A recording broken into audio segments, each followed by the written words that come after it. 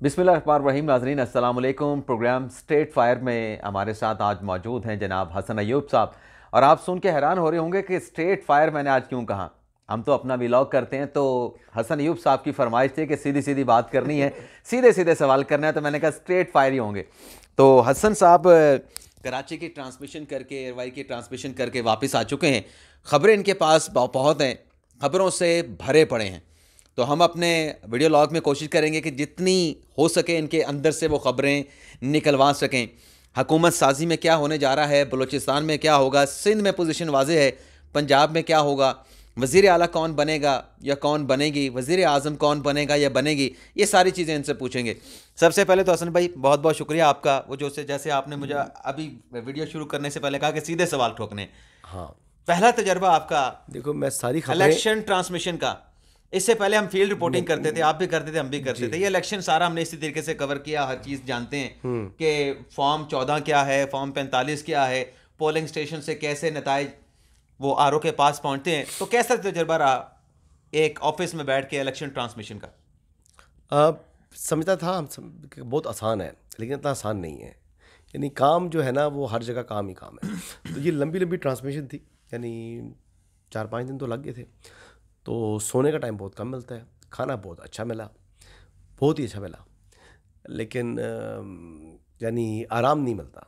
लेकिन ये है कि उसमें मज़ा बड़ा आता है, और कुछ तकरार होती है, कुछ बातें बर्दाश्त करनी पड़ती हैं, कुछ बातें आप सुना जाती हैं। कुछ लोग जो हैं वो उसमें कुछ प्ले कर रहे होते हैं, कुछ सोच के आए हुए होते हैं, पहले से जहन बना कर आए होते हैं। कुछ बंदे मेरे जैसे होते हैं जो कि मीन्स कि उनकी मतलब वो वहाँ पर होते भी हैं और आपका दिमाग किसी और जगह होता है। तो ये चीज़ें होती हैं। फ़िक्र थी, भाई का इलेक्शन था, पहला इलेक्शन था, तो वो ये था। लेकिन फिर भी मैंने अल्लाह तवक्कुल 5 दिन छोड़ा की था। ट्रांसमिशन में अभी भी आपकी आंखों में नींद नजर आ रही है। हाँ, कितने घंटे सोए होंगे? मैं सोता नहीं था, बिल्कुल नहीं सोया। यानी एक दिन सोया हूँ तकरीबन 4 घंटे, सबसे मैक्सिमम जो मेरी नींद थी वो 4 घंटे थी। तो रात को 12 बजे, यानी गुज़िश्ता रात को ख़त्म हुई, तो प्लान यही था सो जाऊँगा। फिर ये खाया पिया वाक जो किया, फिर वापस जब होटल पहुँचे हैं, तो फिर एक दोस्त थे, उन्होंने कहा जी मैं आना चाह रहा हूँ। तो मैंने कहा जी आ जाएँ। फिर वो थोड़ा लेट आए, तो फिर वो काफ़ी देर फिर बैठ गए, तो मैं फिर सोया नहीं। फिर जब यहाँ आया हूँ सुबह तकरीबन 9 बजे घर पहुँचा हूँ, 9:15 बजे, और फिर 12 बजे सोया हूँ 2 बजे तक। 2 आवर स्लीप है। तो आपको मैंने पटड़ी पे तो चढ़ा लिया ये दो हल्के फुल्के सवाल करके। अब आपको मुद्दे की तरफ लेके आते हैं। कौन बनेगा वज़ीर आज़म पाकिस्तान? शहबाज शरीफ, शहबाज शरीफ। बिलावल जरदारी शहबाज शरीफ। या फिर नवाज शरीफ? शहबाज शरीफ। ये तो आपने सवाल का मज़ा ही किरकिरा कर दिया, हाँ, शुरू में ही किरकिरा कर तो दिया। मैंने शुक्र करें कि मैंने नवाज शरीफ। पहली मर्तबा लाइन में ही जब आपने कहा था ना, मेरी तरफ माइक किया था, तो मैं पहले ही सारी खबरें दे के मैं कहता हूँ ओके जी हाफिज़। मुझे नींद आई भी है।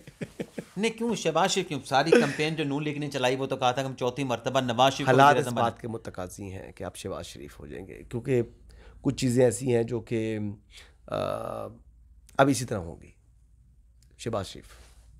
तो ये जो मार्केट में खबरें चल रही हैं कि पीपल्स पार्टी ने वजारत उज़्मा मांग ली है और कहा है कि आप पंजाब में हुकूमत करें, मरकज़ हमें दे दें, बलूचिस्तान भी हमें दे दें, तो इसमें कितनी सदाकत है? जब पीपल्स पार्टी वजारत उज़्मा मांगेगी और उधर से शहबाज शरीफ साहब नून लीग के कैंडिडेट होंगे, तो मामलात कैसे फाइनलाइज होंगे?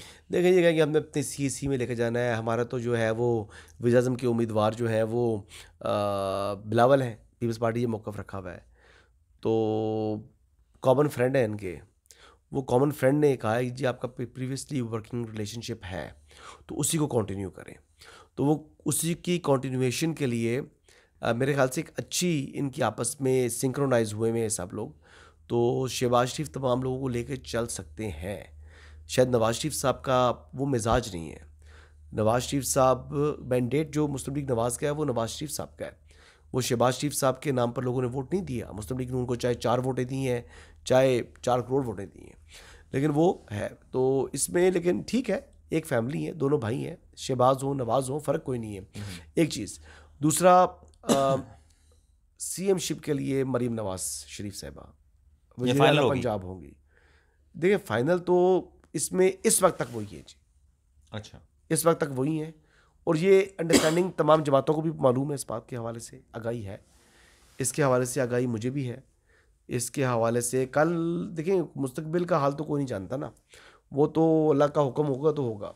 ये बात पाया तकमील पर होती है या नहीं होती, लेकिन इरादे यही हैं, यानी अज़्म यही है, सोच यही है, और इसी पर काम किया जा रहा है।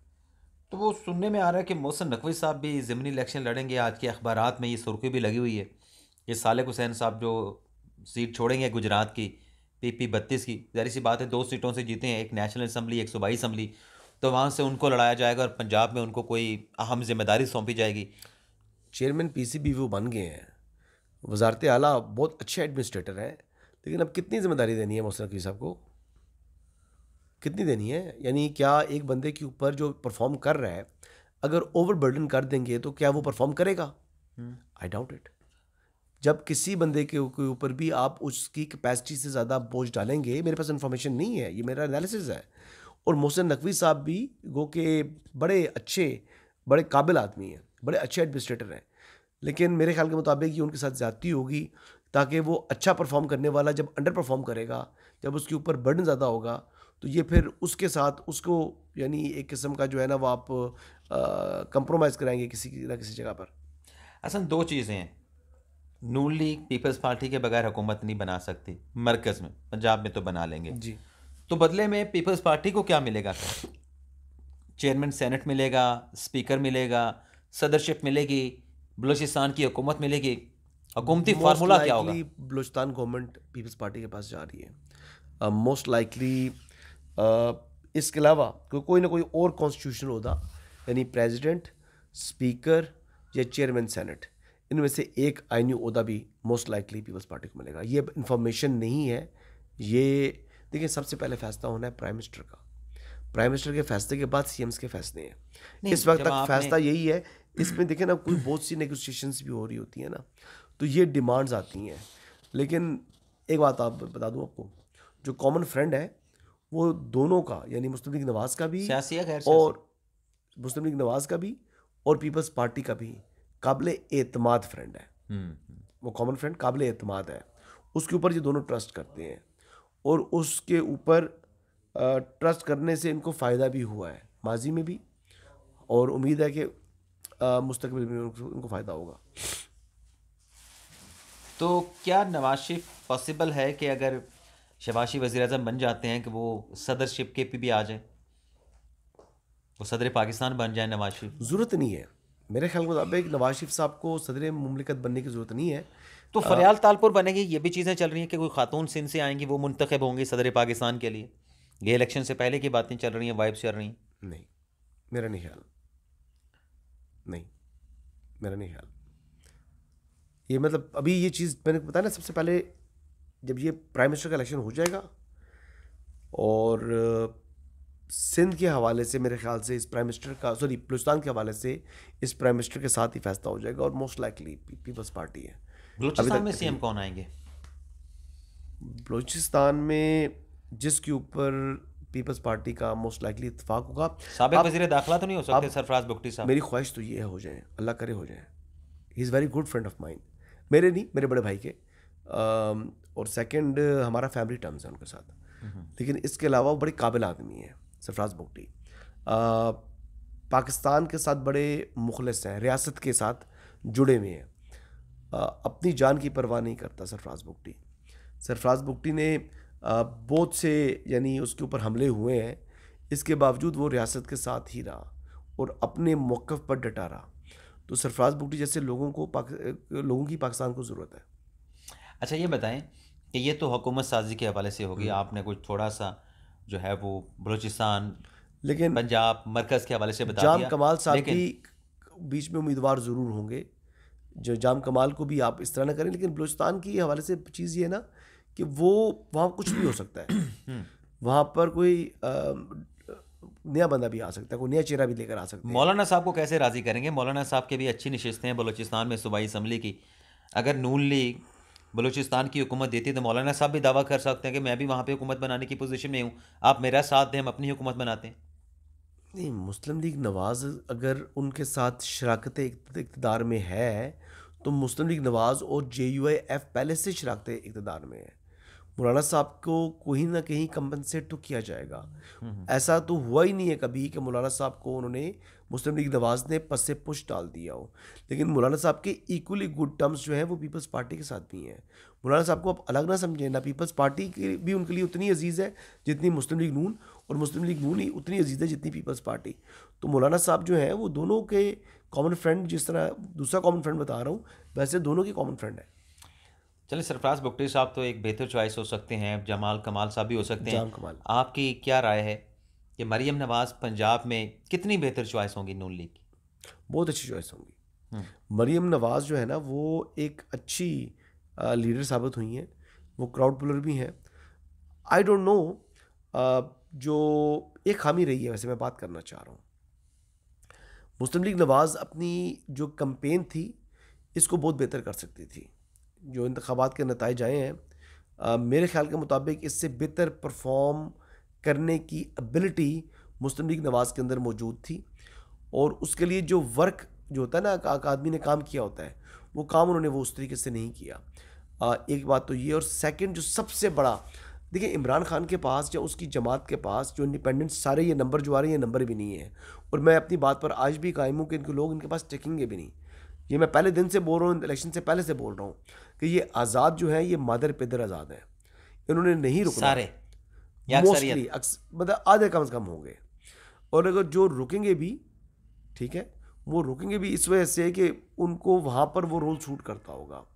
अब देखना ये है कि मरकज़ के अंदर और पंजाब के अंदर दो ऐसे ओहदे हैं जो हिज़्ब इख्तिलाफ के होते हैं। दो ऐसे ओहदे हैं, एक तो प्रोविंशियल अकाउंट कमेटी सूबे के अंदर, वो भी अगर उनका इंडिपेंडेंट के ग्रुप का वहाँ से आता है तो वो अच्छा होता है। फिर लीडर ऑफ द ओपोजिशन भी अच्छा होता है, ऐसा मरकज़ के अंदर भी लीडर ऑफ द ओपोजिशन अच्छा होता है, और मरकज़ में public account public committee account जो है कमेटी की चेयरमैनशिप भी होती है जी होती है। तो ये 4-5 ओहदे ऐसे हैं जो कि हिज़्ब इख्तिलाफ के पास होती हैं, और इसके अलावा भी आपको पता है कि स्टैंडिंग कमेटीज़ की चेयरमैनशिप होती है, इस तरह की बहुत सी चीज़ें हैं।